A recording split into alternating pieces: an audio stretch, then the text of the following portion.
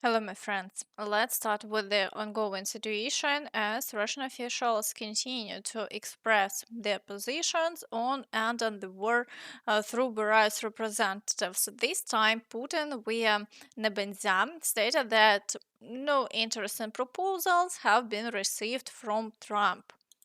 The team of US President elect Donald Trump hasn't made any proposals of interest to Russia regarding ending the war in Ukraine, said Vasyl Nebenzya, Russia's permanent representative to the UN.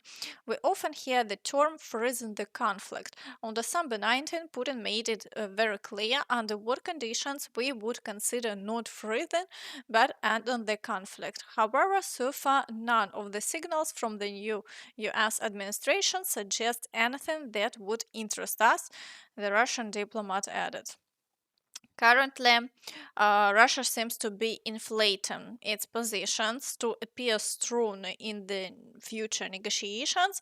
This is why they are throwing all their reserves into the offensive to achieve significant gains.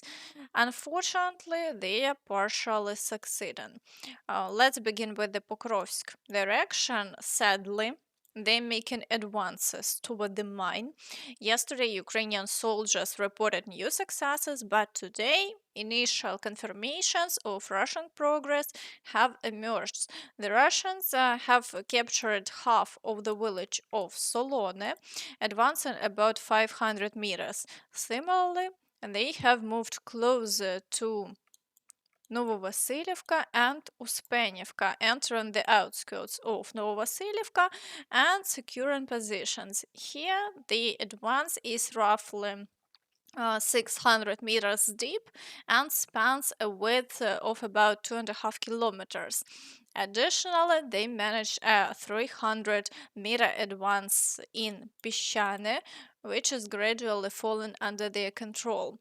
Fighting also continues for Lysivka and near Myrnohrad as Russians assault Myrolюбivka. And pay attention to what Russian military correspondents are reporting about the situation near Myrnohrad. Krasnoarmeysk direction, right flank. Fighting continues in the areas of Promeny and Myrolюбivka. Near Vozdvizhenka, Russian forces are advancing towards Vodine II, Baranivka, and Zelene Pole. Our units attacked from a position north of Timofeevka along the road heading north towards the highway. They advanced about 1.5 kilometers and captured a couple of strongholds in that direction. The Ukrainian countermeasures have been unsuccessful so far. As we can see, reports increasingly indicate minor Russian successes in this area.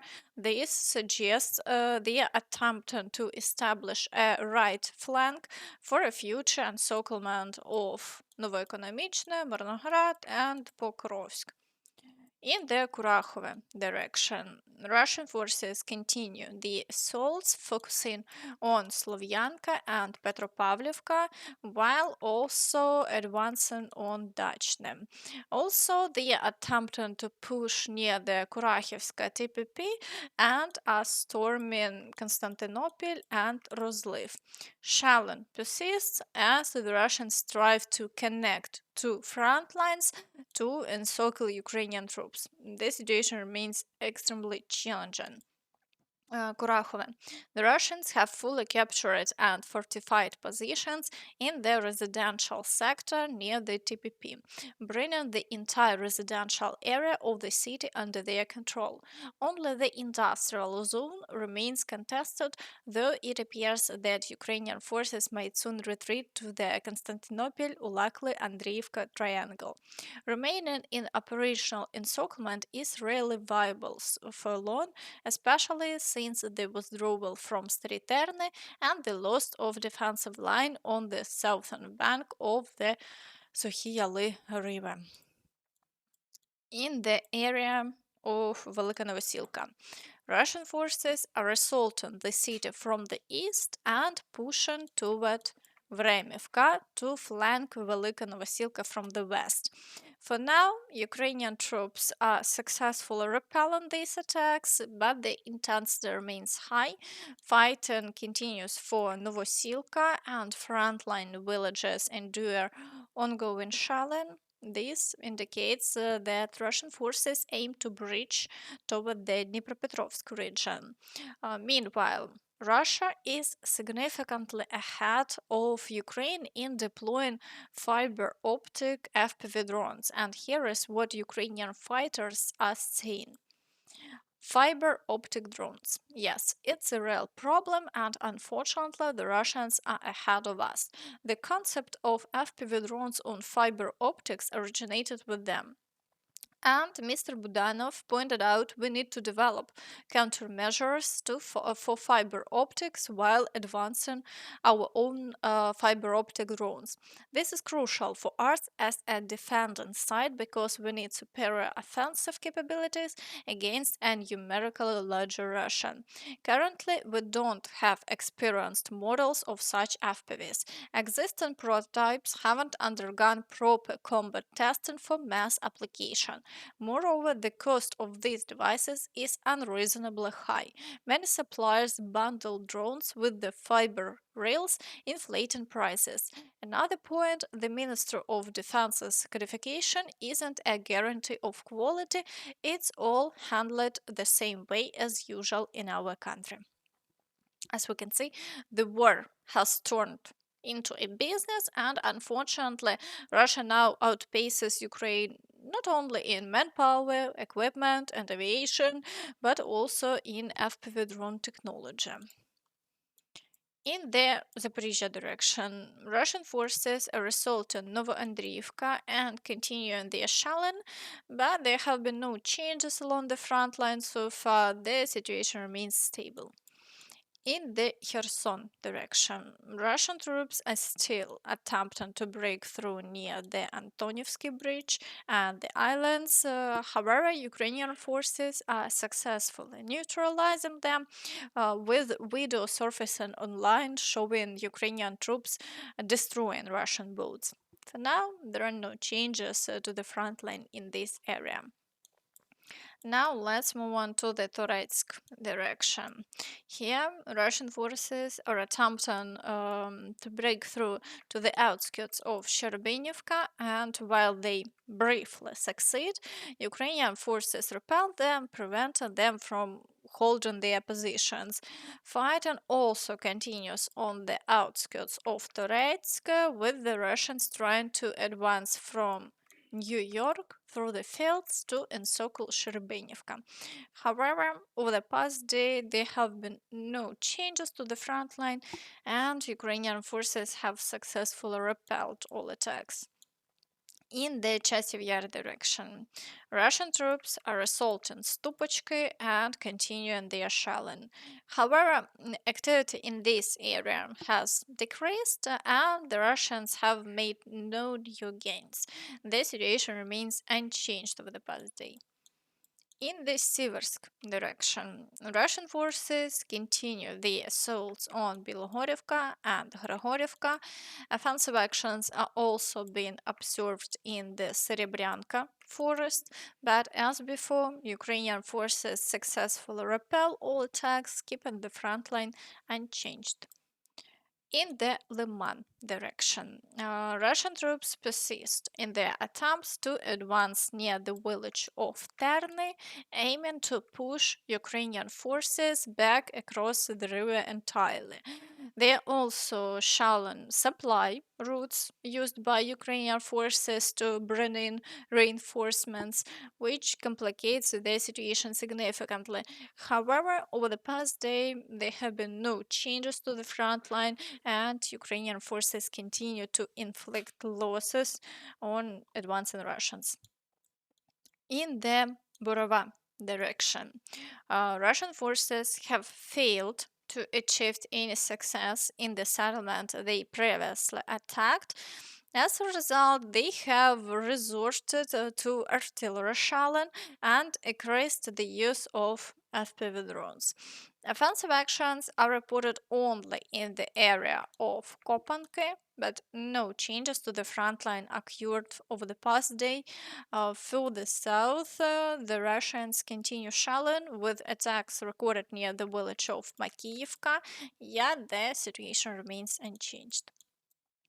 In the Kupiansk direction, assaults on Kolesnikivka and Shalin along the front line persist, but activity remains minimal and Russian forces have made no new gains.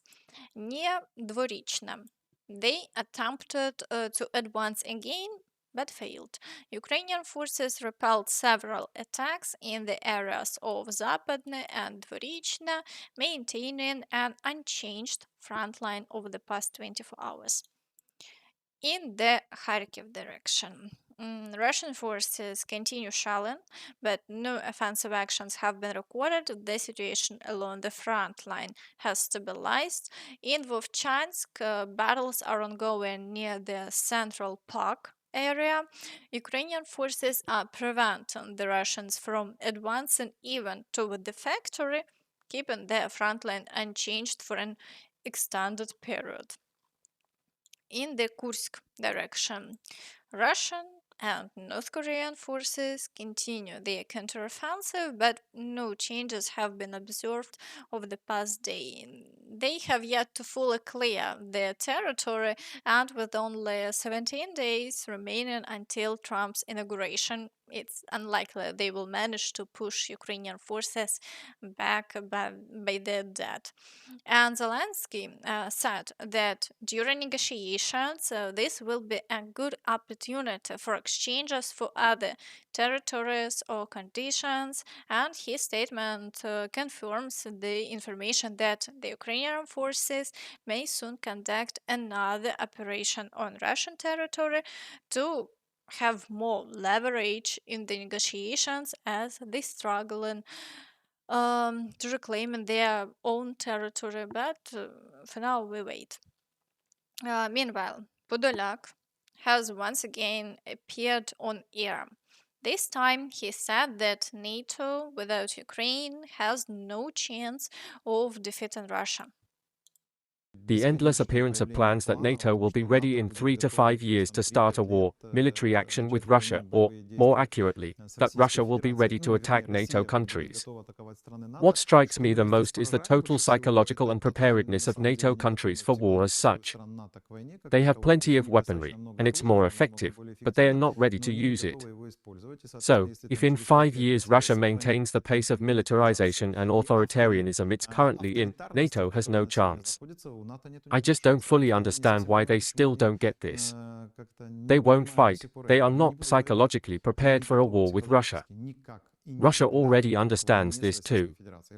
That's why Russia is gradually raising the stakes in this war, gradually lifting all taboos, gradually dismantling all rules, including the rules of warfare, and again, preparing a foothold. If it doesn't lose to Ukraine now, this is the only way to defeat Russia, defeating it through Ukraine. Ukraine can do it, but NATO countries need to prepare for very serious consequences. What do you think about this? Is such a scenario possible? Because if the war doesn't stop, the Russians could indeed continue advancing through Ukrainian territory closer to NATO countries. Meanwhile, it's confirmed that Russia doesn't abandon its own. In Transnistria, due to a lack of gas, people have started heating with electricity, leading to rolling power outages. Despite all the difficulties, they believe Russia will somehow help them.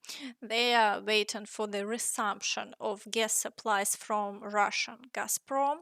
That's why they refuse to buy gas from the West. Moldova Gas offered assistance to the leadership of Transnistria's Tiraspol Transgas in purchasing gas through European platforms. The so-called authorities of Transnistria rejected this proposal, stating that it would mean obtaining gas at high and unstable prices, and the contract with Gazprom expires only in 2026.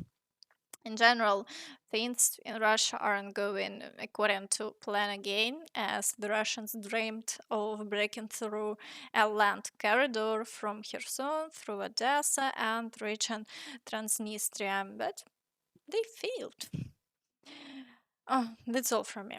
So please don't forget to like this video, subscribe to the channel, and hit the notification bell to stay updated on all the latest news. Thank you for watching and see you next time. Bye bye.